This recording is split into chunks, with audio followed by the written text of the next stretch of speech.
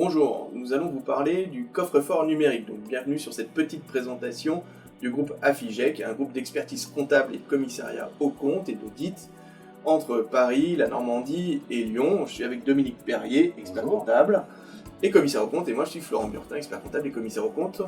Qu'est-ce que c'est que le coffre-fort numérique, Dominique ? Le coffre-fort numérique, c'est un espace digital dans lequel on peut stocker les documents et notamment le bulletin de paye électronique. On peut y transférer un certain nombre d'informations aussi à titre privé. Et l'intérêt du coffre-fort numérique, dans un premier temps, est vraiment d'y déposer les bulletins de paye, opérations réalisées par l'employeur, qui permet aux salariés d'avoir tout son historique et pouvoir, notamment en moment de son départ en retraite ou pour d'autres choses, récupérer ces bulletins de paye et avoir la traçabilité non modifiée, parce que c'est important quand c'est dans un coffre-fort numérique. Forcément, les documents qui sont déposés dedans sont des documents originaux, non modifiés, puisqu'ils sont cryptés et personne d'autre peut les consulter. Donc en fait, un employeur dépose des bulletins de salaire sans pouvoir y avoir accès. C'est conservé 50 ans ou jusqu'aux 75 ans du salarié, s'il n'est pas encore parti à la retraite.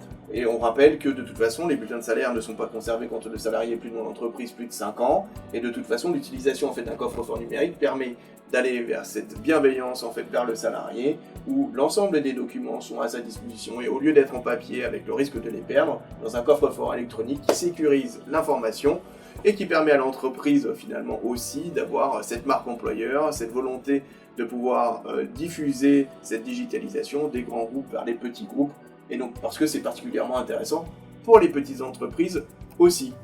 Absolument, et on pourra y stocker après le contrat de travail, les arrêts de travail, un certain nombre de documents qui permettront d'avoir l'ensemble des documents dits RH du salarié auxquels il aura accès et auxquels il pourra justement les récupérer et les transférer. On peut prendre l'exemple d'un salarié qui a besoin de souscrire à un emprunt.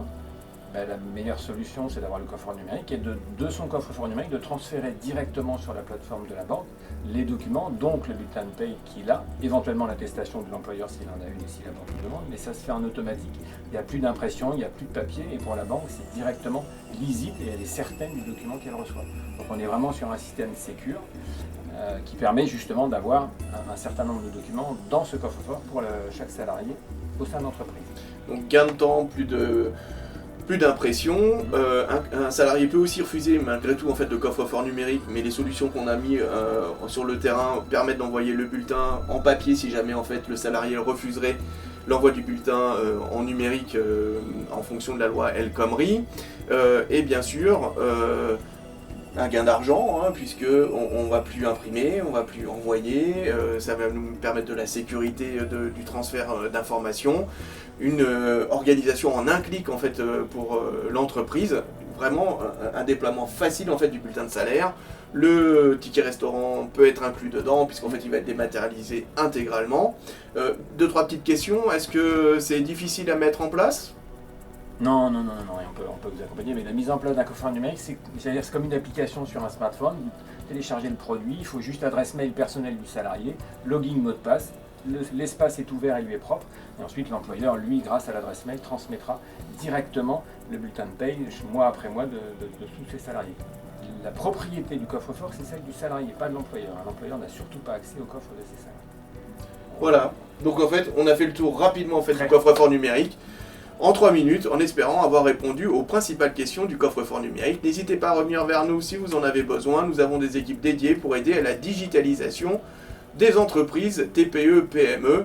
Nous sommes au cœur de l'information en tant qu'experts comptables et auditeurs pour les TPE, PME. Merci, bonne journée. Merci, au revoir.